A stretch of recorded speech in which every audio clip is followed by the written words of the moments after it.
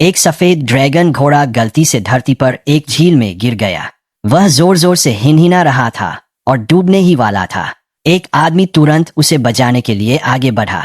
चलते रहो, उस आदमी ने घोड़े को हिम्मत दी, उसे अपने साथ खींचने के लिए कहा। लेकिन किनारे पर कीचड़ गीला और फिसलन भरा था, जिससे सहारा मिलना मुश्किल हो रहा था।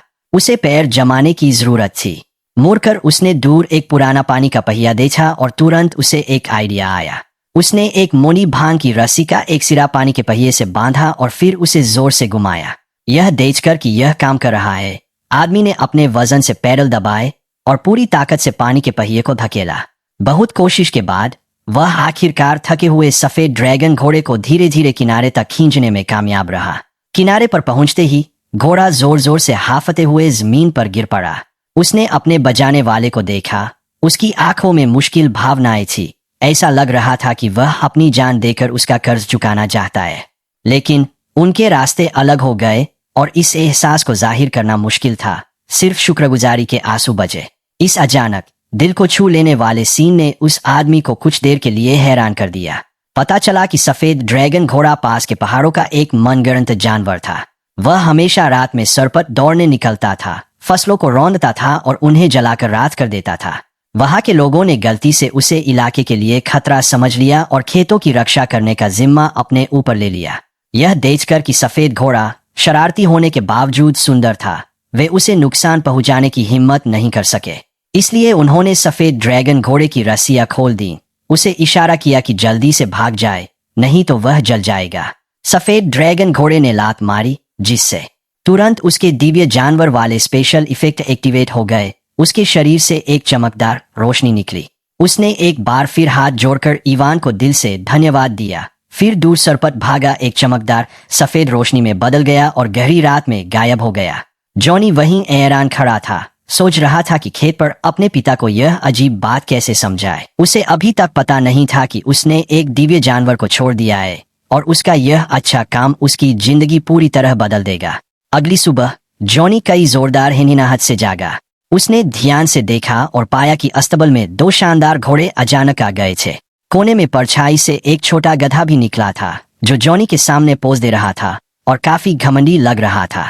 नहीं नहीं नहीं, जॉनी उठो। ओह नहीं। जॉनी को लगा कि वह अभी भी सपना देख रहा है और वह पूरी तरह हैरान रह गया जब छोटा गधा अचानक अपनी सबसे घमंडी चाल के साथ उसके पास आया और बोला, हमें उस सफेद ड्रैगन घोड़े ने भेजा है जिसे तुमने कल रात बचाया था, तुम्हारी मेहरबानी का बदला चुकाने के लिए एक तोहफे के तौर पर। दो प्योरब्रेड हान स्कॉर्पियन घोड़े और मैट, यह अनोखा दिव्य गधा। मेरे साइज की वजह से मुझे कम मत समझना, मैं पूरी तरह काम कर सकता हूँ और मुझ में जबरदस्त काबिलियत है। मैं तुम्हारी दिल की इच्छा पूरी करने और जिंदगी के शिखर तक पहुंचने में तुम्हारी मदद कर सकता हूँ। यह सुनकर जॉनी बहुत खुश हुआ, लेकिन फिर उसे याद आया कि वह कल रात खेतों की रखवाली कर रहा था और सफेद ड्रैगन घोड़े ने पूरी रात तबाही मचाई थी। गेहूं के खेतों को गंदा कर दिया था और खेत को काफी नुकसान पहुंचाया था। जॉनी के पिता गुस्से में थे और जॉनी का सामना करने के लिए दौड़ रहे थे। जॉनी तुरंत घबरा गया और उसने तुरंत भागने का फैसला किया। सफेद घोड़े की गलती सुधारने के लिए उसके बगल में छोटा गधा जॉनी की जांघों के नीचे रेंग गया और उसे अपने पैर उठाने और ठीक से बैठने का इशारा किया। फिर छोटे गधे की आंखें चौड़ी हो गईं और वह हवा में उछल पड़ा और सिर्फ 0.1 सेकंड में 0 से 100 किलोमीटर पर आवर की रफ्तार पकड़ ली। जब तक जॉनी ने कुछ किया, वह 1000 मील दूर एक पहाड़ की चोटी पर पहुंच चुका था। जॉनी की आंखें चौड़ी हो गईं, उसका चेहरा हैरानी से भर गया। यह कोई आम गधा नहीं था, यह असल में एक अनोखी फेरारी थी। इसे रिफ्यूलिंग की जरूरत नहीं थी, यह सिर्फ घास पर 10 दिन से लेकर आधे महीने तक चल सकता था। सफर के लिए एकदम सही चॉइस।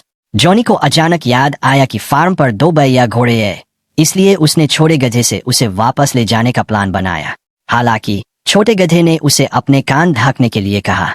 उसने एक गहरी सांस ली और एक तीखी हिनहिनाहट निकाली, जिससे मीलों दूर फार्म पर मौजूद 2 बैया घोड़ों तक खबर पहुंच गई।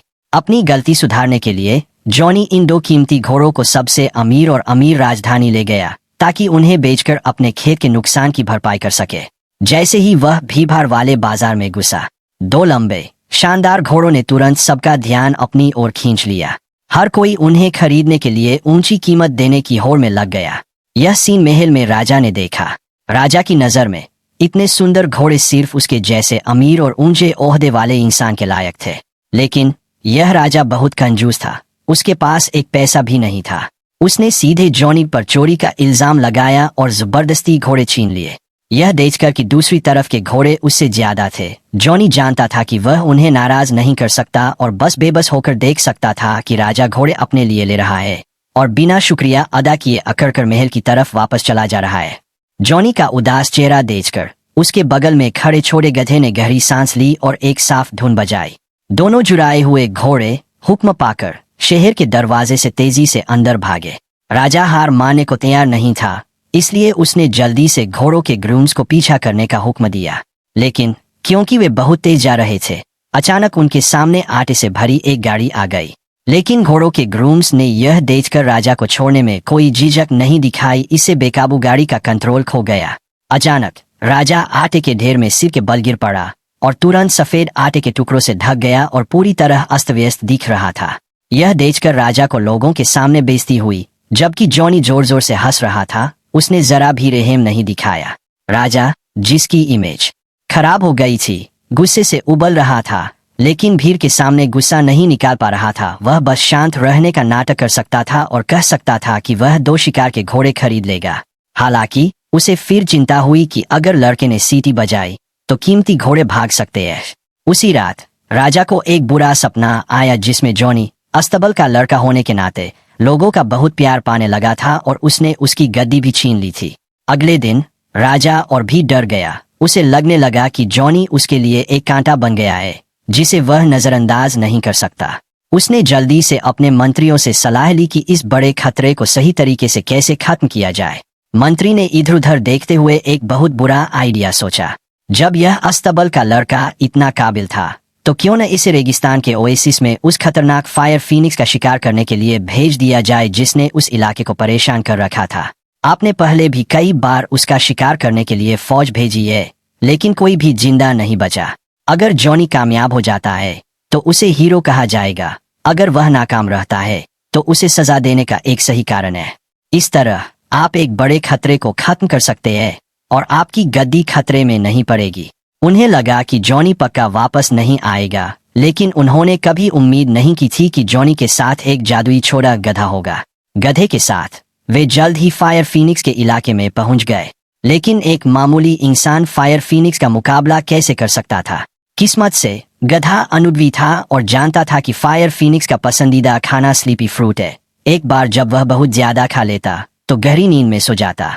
जब रात हुई तो दोनों ने स्लीपी फ्रूट से जारा लगाया जो उन्होंने उस जगह से इकट्ठा किया था जहां दिव्य पक्षी अक्सर दिखाई देता था, और फायर फीनिक्स के दिखने का इंतजार करने लगे।